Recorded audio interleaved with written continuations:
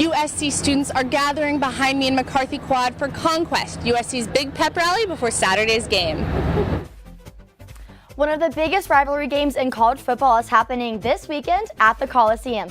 Coming up, we'll take a look back at this historical rivalry. And you won't want to miss what USC and UCLA students had to say about each other. See It Live starts right now.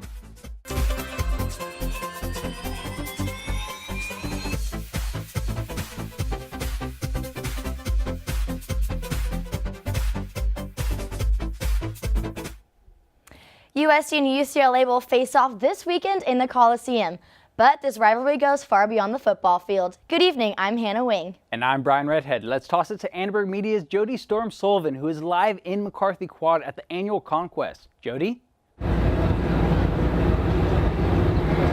Thanks, Hannah and Brian. Like you said, here in McCarthy Quad, the home of Conquest, so much is happening. And you know, it's more than just a pep rally. It's a night for students to have some fun and to relax a little bit as finals loom ahead into the future.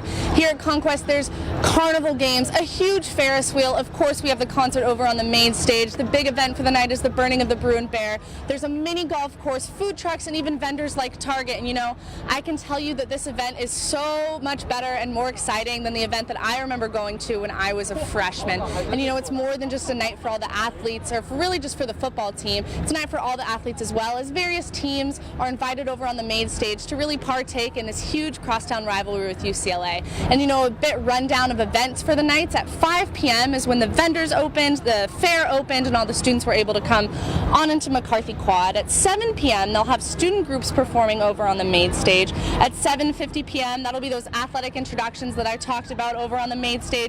At 8:15 p.m. is that big bonfire that they'll be having, the burning of the Bruin Bear, and the rest of the night's going to conclude with that concert over on the main stage at 8:30 p.m. And you know, right now I'm joined with Rochelle. She's a freshman here at USC. It's her first Conquest. Rochelle, are you excited for tonight? Yeah, I'm definitely excited. There's like so much here at Conquest, and I know it's going to be a lot of fun. So, you know, being a freshman, did you hear about Conquest? Did some of maybe your older friends at USC talk to you about the event?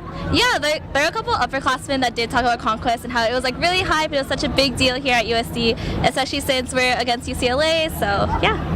Yeah, so you know, looking forward to Conquest. What are you most excited? Is it the bonfire, the concert, or some of these events going on within McCarthy? I'm definitely excited to see the burning of the bear. Like, I think that's so cool, and a lot of people have been hyping it up, so definitely excited for that. So, you know, you talk about the hype. It is hype for that football game.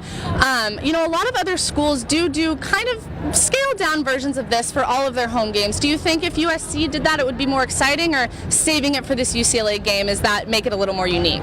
I feel like saving it for the UCLA game makes it a lot more unique, because I feel if we had it for every single football game, it wouldn't be as special. So definitely, it'd be really fun for the UCLA game. All right, you know, Rochelle, thank you so much for joining me. And like she said, Conquest is a ton of fun to prep for that UCLA game. Hannah and Brian, back to you.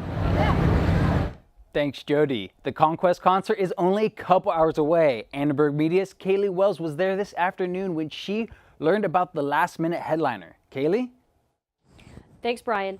DJ Mr. Carmack will open for rapper Lil Pump at tonight's concert. You might know him from his hit single Gucci Gang.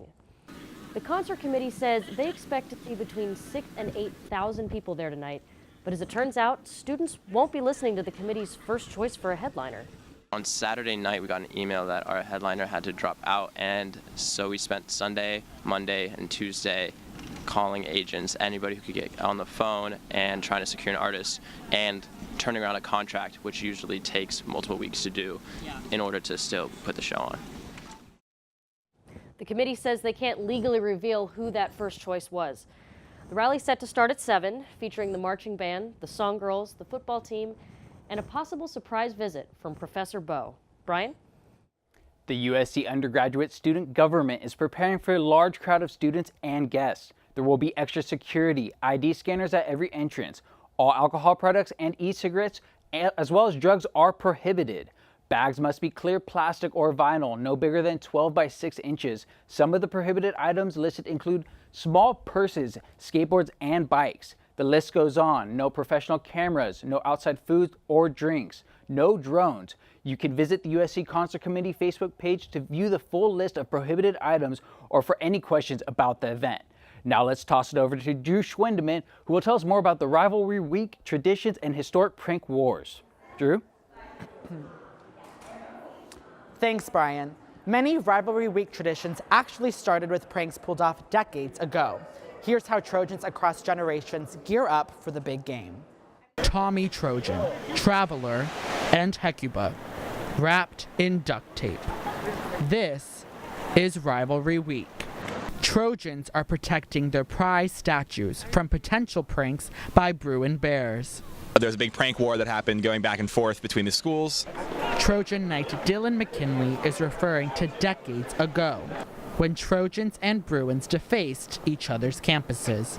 USC burning their letters into the UCLA lawn, UCLA doing the same here, paint getting thrown on Tommy, stuff like that. Students from UCLA even tried to dump manure on Tommy Trojan from a helicopter. They failed. To protect it from future events like that, we wrap them up every year so that the statue itself is not damaged. But that prank wasn't even the most infamous. Who went over into the UCLA rooting section and changed the cards and came up with the great SC prank that we did. Wally Karapian was one of several Trojans who snuck into the stands and created the stunt. They kept their secret for 60 years, but revealed their story this month. We managed to put up here in the corner SC, and it came out in script also. As UCLA was being presented, SC was being presented up in that corner. It was so successful, and Sports Illustrated memorialized us, and then we were big heroes. It's clear what inspired this prank. The rivalry between the two schools was ferocious. It is today. But today, it seems the two schools are less interested in winning the prank war as they are winning the game. It's more so about getting pranks and getting at UCLA. It's more so just beating them on the field and showing them we're still better than them in every way. The Trojan Knights will be camped out until Saturday's game. Back to you, Hannah. Last year, USC beat the Bruins at the Rose Bowl, but for most Trojan fans, victory at the Coliseum would be even sweeter. Memories from one of the rivalry's home games are still fresh, even 6 years later. In 2011, the Trojans beat the Bruins in a stunning 50-0 shutout at the Coliseum. Junior quarterback Matt Barkley threw for 6 touchdowns to break the conference record for touchdowns in a season with 39. Curtis McNeil finished a breakout season by running for 124 yards to pass 1,000 total, and true freshman Marquise Lee came out of the game with 12 catches and 224 yards. The final score almost doubled that of the rivalry's last shutout when USC won 27-0 in 2001. That win would have clinched the Pac-12 South, allowing for USC to play for the first ever Pac-12 championship.